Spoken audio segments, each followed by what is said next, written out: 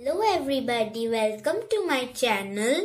In this video, I am going to show you how to make doll-sized unicorn pillows using cloth from an old t-shirt in order to recycle it, and cotton or pillow fluff, and you'll need needle and thread for sewing it.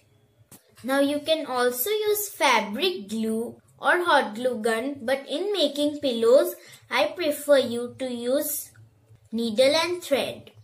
So, take the old t-shirt and lay it flat, and I am going to mark my desired size over here.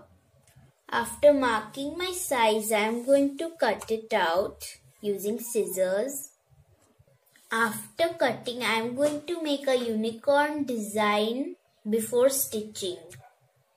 After drawing a design, and I use glitter pens instead of paint because it gives a glittery effect and it does not need time to dry. So after doing my design, I am going to open the cut. I am going to lay it wrong side to wrong side.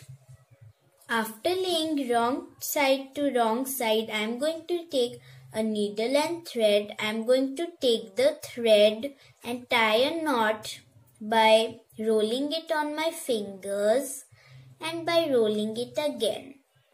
After tying the knot, I am going to stitch from two sides, and I am going to leave an opening in this side so that it can be turned on the right side and we can place in the cotton. So first let's stitch the two sides by taking my needle and inserting in the cloth, and then by pulling it till the end.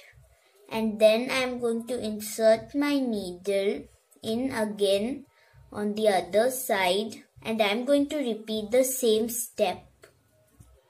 After stitching from both of the sides, I am going to turn it to the right side from the leftover part in which we did not stitch. And using my fingers, I am going to push the sides to make it look like a pillow. Now from the unsewed side, I am going to put in some cotton or pillow fluff. After filling in the cotton or pillow fluff, I am going to stitch this side to get it closed.